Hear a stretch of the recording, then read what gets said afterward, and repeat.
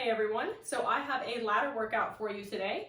So if you've been following along with our workouts so far, you have seen one ladder workout pop up already and you might be a little bit familiar with how it works. So the way a ladder workout works is that you are either going to ascend or descend along the ladder in terms of either repetitions or amounts of time in the workout. So you'll start with a greater amount of work and work down to a lesser amount or vice versa. So today's workout is a descending ladder. So we're going to start out with more work output for each of the exercises and work our way down to fewer reps as we go along.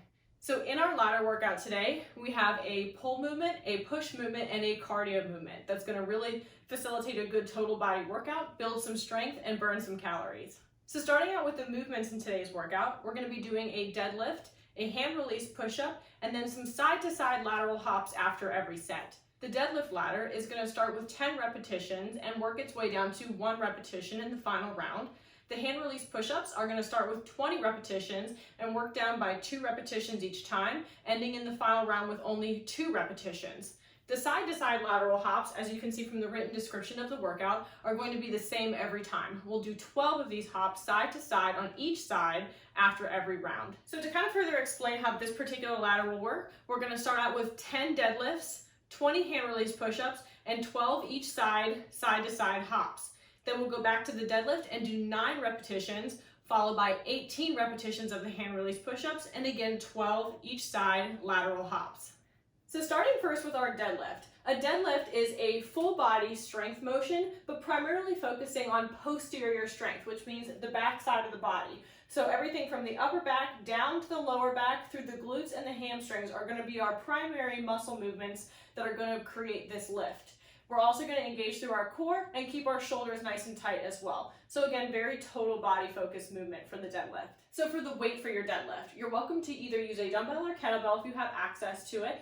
But as a home alternative option, a full laundry basket works great. You can also use a heavy case of water or maybe a backpack full of books, something with some substantial weight to it to make this movement challenging. So to set up for your deadlift, you want to bring your feet hips width apart, toes facing forward. We're going to first start by hinging at the hips, keeping the back and chest straight to drop down and grab our object. So whatever you're going to grab it from both ends. Make sure you keep your butt down. The weight should also be through the heel as you start and end this lift. Chest up and back straight. So it's like you're looking forward into a mirror at yourself. As you lift, your shoulders and your hips should rise at the same rate to bring the weight up, and you're going to extend the hips fully at the top of the movement. To go back down, you're just going to reverse those steps. Keep the object close to you, bend the knees, hinge at the hips, and drop back down.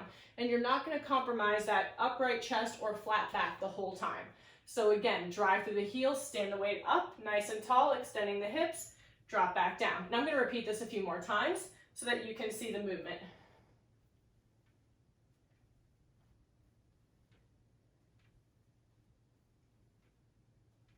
Now to do a deadlift, because as you can see there's lots of steps to follow to make sure that you're in proper form for an effective movement, if you have access to a mirror, go ahead and use that to do your deadlift just so you can check out your form and your alignment and make sure you're good to go. So once we're through with our deadlift, we're going to move right on to our hand release push-ups. So to set up for the hand release push-up, we want to start like we would a traditional push-up, hands aligned under the shoulders, feet hips width apart, and the body in a plank position. Bending at the elbow, we're going to lower the body weight to the floor, all the way to the ground, let go, push through the floor to push back up to the starting position. And then repeat, down, let go, push back up, and so on. Hand release push-ups can be performed kneeling as well, just like a regular push-up. So again, drop down, chest to the floor, let go, push through the floor to rise back up to full extension.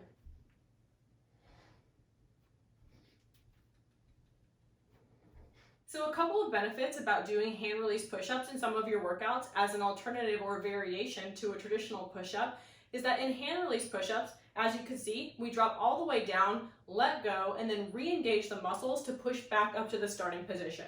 So this is going to work a little bit of a greater range of motion than a traditional push-up. The other added benefit in a hand release push-up is that when you drop down and let go, bringing the hands up, you're actively pulling or retracting the shoulder blades back and together, so you're getting a little bit of contraction to the upper back muscles to work on that pull. So after each time we do our deadlifts and hand release push-ups, we're going to accompany those with our cardio movement, which is going to be lateral hops side to side for 12 on each side every time that we do those exercises. Now, typically in a gym setting, I would have you do your side to side hops directly over the dumbbell or kettlebell that you use for the deadlifts and just a smaller object and lower to the ground. But in a home workout alternative, since we're going to be using a larger object to accompany the deadlift, like a laundry basket or a case of water, rather than hopping over a larger object and potentially hurting yourself, we're just going to pretend there's an object on the ground and hop side to side over that object. So in a side to side lateral hop, both feet should jump off the ground and land together at the same time. And you want to be mindful to rebound off of the ball of the foot and the toes to ensure a nice soft landing for your knees and the rest of your joints in your body. Now, if you want to avoid the jump, you can modify a lateral hop with a lateral skip. So only one foot will leave the ground at a time, but you're still traveling in that side-to-side motion.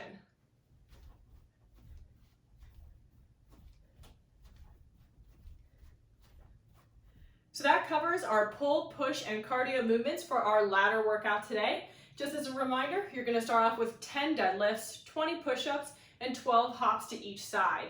Then you're going to drop to 9 deadlifts, 18 push-ups, and continue with the 12 hops to each side. Continue working your way down the ladder until in your last set, you're only doing 1 deadlift, 2 push-ups, and then again 12 hops to each side. Keep getting that heart rate up, work hard, and try not to rest until you're done. Good luck.